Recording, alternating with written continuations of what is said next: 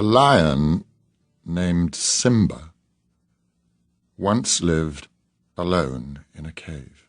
In his younger days, the solitude had not worried him, but not very long before this tale begins, he had hurt his leg so badly that he was unable to provide food for himself.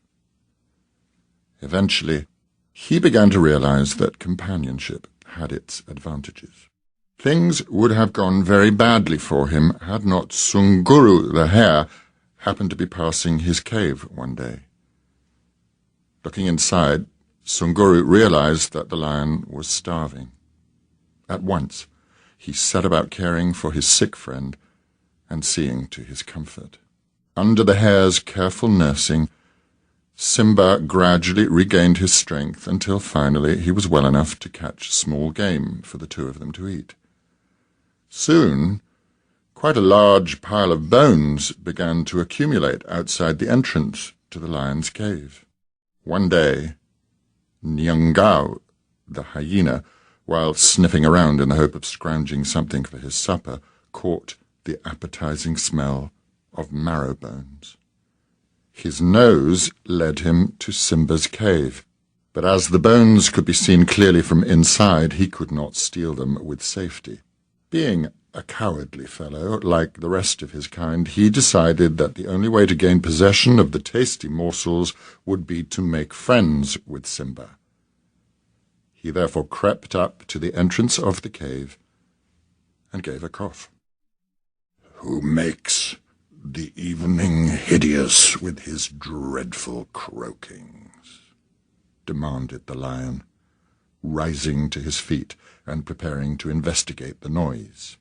"It is I, your friend Nyangao," faltered the hyena, losing what little courage he possessed. "I have come to tell you how sadly you have been missed by the animals and how greatly we are looking forward to your early return to good health." "Well, get out," growled the lion, "for it seems to me that a friend would have inquired about my health long before this, instead of waiting until I could be of use to him once more. Get out, I say." The hyena shuffled off with alacrity, his scruffy tail tucked between his bandy legs, followed by the insulting giggles of the hare. But he could not forget the pile of tempting bones outside the entrance to the lion's cave. "I shall try again," resolved the thick-skinned hyena.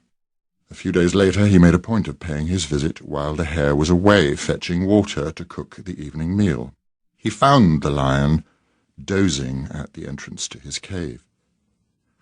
"Friend," simpered Nyangao, "I am led to believe that the wound on your leg is making poor progress due to the underhand treatment that you are receiving from your so-called friend Sunguru." "What do you mean?" snarled the lion malevolently.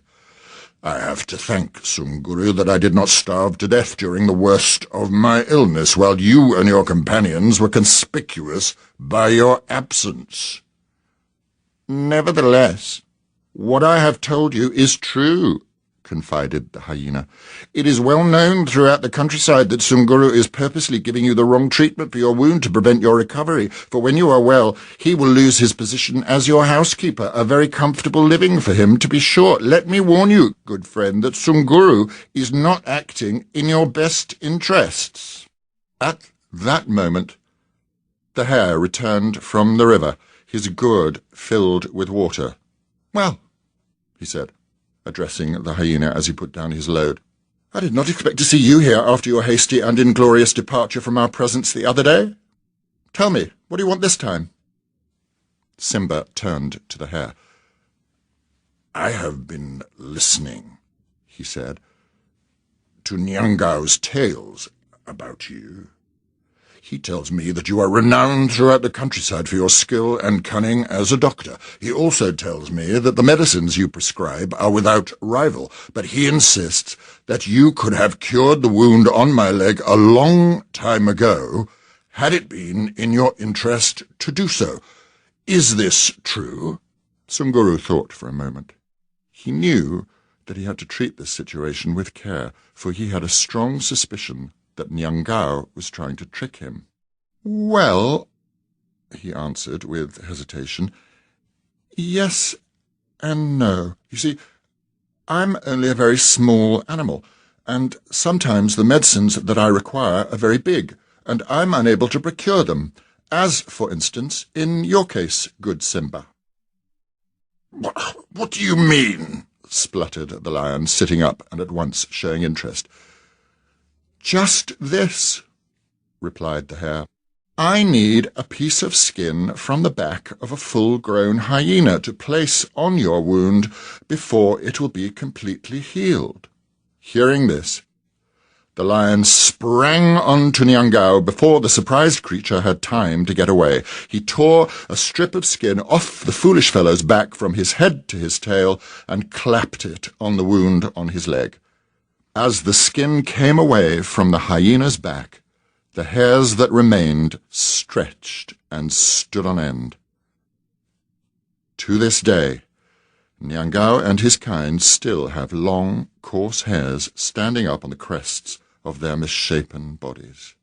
Sunguru's fame as a doctor spread far and wide after this episode, for the wound on Simba's leg healed without further trouble.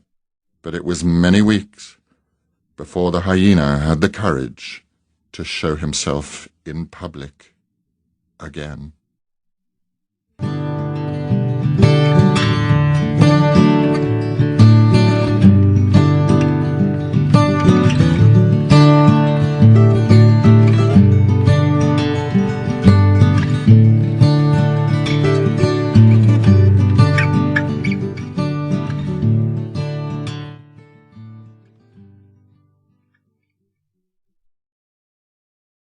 This audio program is presented by Audible.com. Audible, audio that speaks to you wherever you are.